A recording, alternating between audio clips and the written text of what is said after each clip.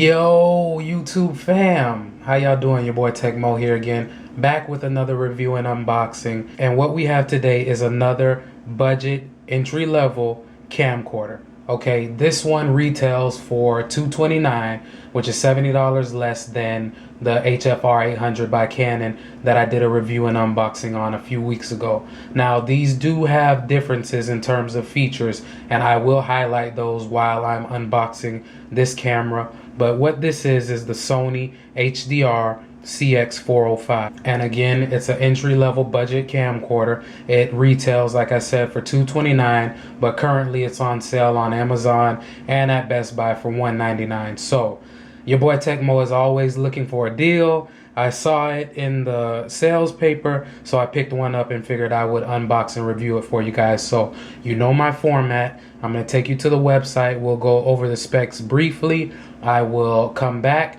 get straight into the unboxing, and I will charge it up, get some footage for you guys, and then conclude the video. So that being said, stay tuned. I'm going to take you to the website so we can get an overview of what specs this thing has. Stay tuned. Okay guys, so as you can see, we're on Sony's website, and I'm just going to go through the specs with you guys briefly before I get to the unboxing, so you have an idea of what specs and features come with this camcorder. So this is how it looks, a side view. And one thing that I'm going to highlight that is different between this and the other budget camcorder that I unboxed and reviewed, the Canon HFR 800, is this will take 9.2 megapixel still images. Now the HFR 800 will take 2.7 megapixel digital stills. So that's a difference between the two, but as you'll see while I'm going through the unboxing and review, there are some areas where the Canon HFR 800 does outdo this camera or have features that this camera doesn't have. So again, I'll get into those later while I'm unboxing and reviewing the camera. Just wanted to highlight that since it is right there on the picture. So going down some of the features, it does have image stabilization with the optical steady shot. It has wide angle lens. It has XAVCS capability to deliver exceptional image quality. You have access to Highlight Movie Maker. You have motion shot video mode. You have a built-in USB cable. You have a Zeiss lens. Again, you have your 9.2 megapixel still image capture. You have dual video recording, which means you can record two movies at the exact same time, one in maximum quality at XAVCS or AVCHD format, and another in MP4. So again, you do have multiple different recording formats that you can use with this. You have face detection. You have intelligent auto mode, which will automatically determine what type of scene is being shot and adjust the settings to best capture the video for what you are looking at. And you have dual memory card capability. You have the capability to put in a memory stick micro and micro SD SDHC cards. And you have access to Play Memories Home, which is a program that you can install on your computer, and it makes it easier for you to import files from your camcorder and burn them onto a disk, things of that nature. And as you guys can see here, this is just a condensed version of what I just went over. The only thing that I didn't cover was the 60 times clear image zoom. So right now I'm going to get back behind the camera and I am going to proceed with the review and unboxing. Stay tuned. Okay guys, so I'm just going to give you guys a quick look at the boxing. It's not a very big box at all. I'll just give you a quick look at the box so you know what it looks like if you go to the store and you're looking to pick it up. That's the front. As you can see here, just a few specs. As you can see there, full 1080p. You got MP4. You got 50 megabits per second, high bit rate, 26.8 millimeter wide angle lens, 60 times optical zoom. And again, like I said, it will take 9.2 megapixel still images. On the side, back side here, you have some more specs. The bottom, not too much. And here are some accessories that you can buy. I didn't pick none of those up. So now, I'll go ahead and bust it open so you guys can see what is in the box. So the first thing you have here is your limited warranty. You have some more documentation, user guide.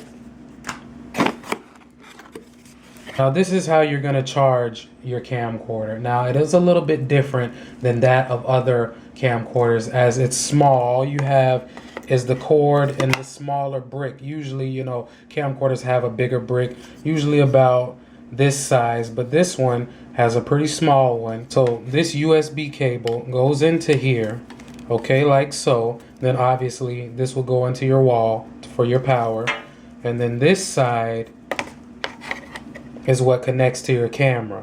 Okay, here is your lithium ion battery. It's a 1240 milliamp hour battery. And here is your camcorder. They have it wrapped in a nice bag. And I'll just give you guys a quick look at the outside of it. There's your shutter. And you have your open and close right there to open and close it. You have your Sony strap. You can put this on a tripod. You do have the hole there that you can put this on a tripod and mount it. And this right here, this sleeve, is where this cord goes into to keep it secure. Now you can't take this out. This is attached to the camcorder, and this is how you charge the camcorder. So this right here, this USB cable goes into this side of the charger. That's how you would charge. You would put this obviously into the wall, and once this is hooked up into the USB port, that is how this will charge the battery, which goes right here. You pop this open, stick your battery in, and then from there, you will put this into the wall, and as long as this is plugged in correctly, it will charge your camcorder. So that's what I'm going to do now. I'm going to charge it up for a little bit, and then I'll go through the setup of the camcorder and just highlight some major differences between this and the HFR800 by Canon. Stay tuned.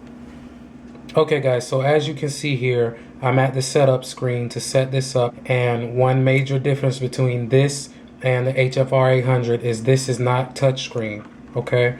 This is how you control your settings. This little directional button right here. This has up, down, left, and right, and this is how you navigate through your settings, okay?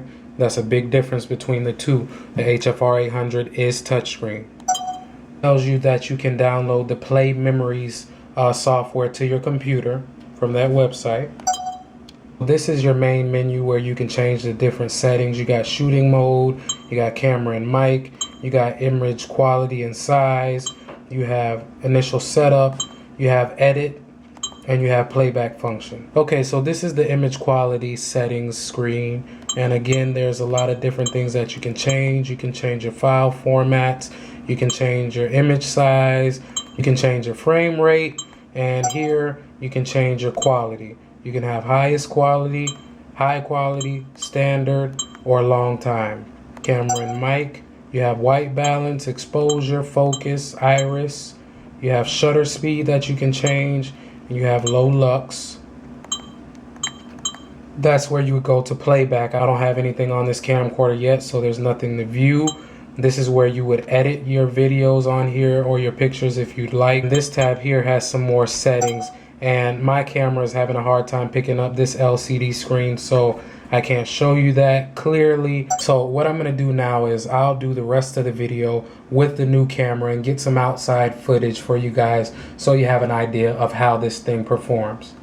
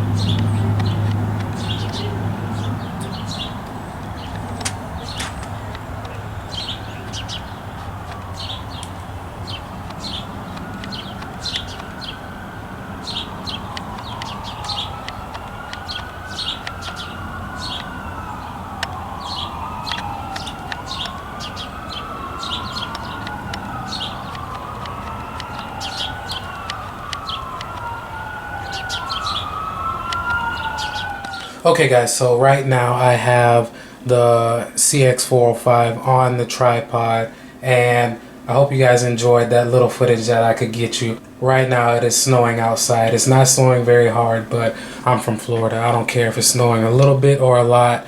I want to stay inside as much as possible. So I just went outside for a little bit to get some 1080p footage for you guys, just so you have an idea of the quality. Now I want to go over just some differences between this and the HFR 800. Now the zoom on this is less. Zoom on this is up to 320 times, whereas the zoom on the HFR 800 is up to 1140 times. So the zoom is different. So as I did with the other camcorder, I'm going to zoom in on some smaller text and see just how well this is able to pick that text up. So right here we're pretty much zoomed all the way out. Okay, that's all the way out.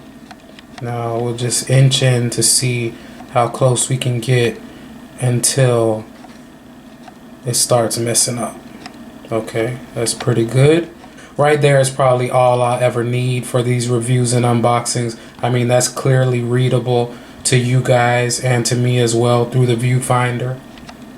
But we'll go in a little bit more, see how close we can get. Okay, right there looks like that's the threshold. Okay, so if we back out a little bit, it's able to pick it up and it's clear as day. Now it doesn't tell you on this screen in real time how much time you have left to record. Now on the Canon R800 it did tell you that, and it did change as your capacity changed on your SD card.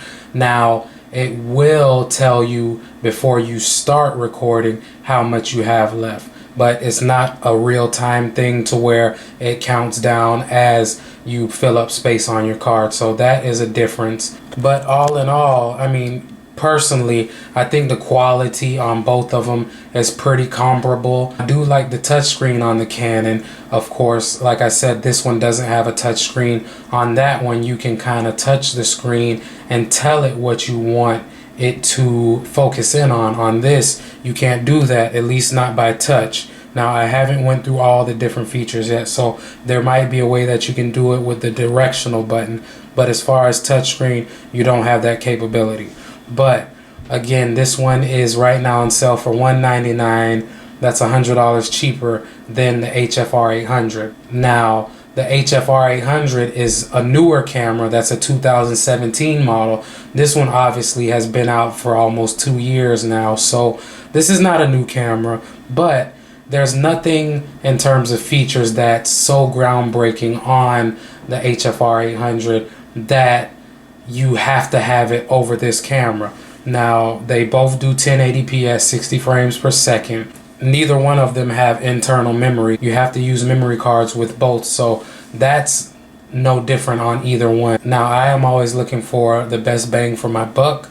I think right now I am pleased with the quality that this captures. My next video, which I'll be putting out a little bit later, is going to be a review and unboxing on these, which I picked up today when I bought this camera. These are the Sony MDR XB950 BT headphones, which are the extra bass over-the-ear headphones that I've been wanting to review and unbox for a while now. So I mean, this is kind of like Sony day for me. I got the new Sony camcorder and I got these headphones, so that will be shot on this camcorder, so stay tuned for that video. But as of right now, I think this is another great budget camcorder. I mean, for anybody that just is looking for something that'll capture 1080p video and do it at 60 frames per second, I think this is a great option. I mean, $199. There's not many other camcorders by companies with a name like Sony that you can buy that have similar features. So if you guys have any questions, let me know in the comments section. I'll answer them to the best of my ability. But until next time, guys, Tecmo out. Hope y'all have a great day.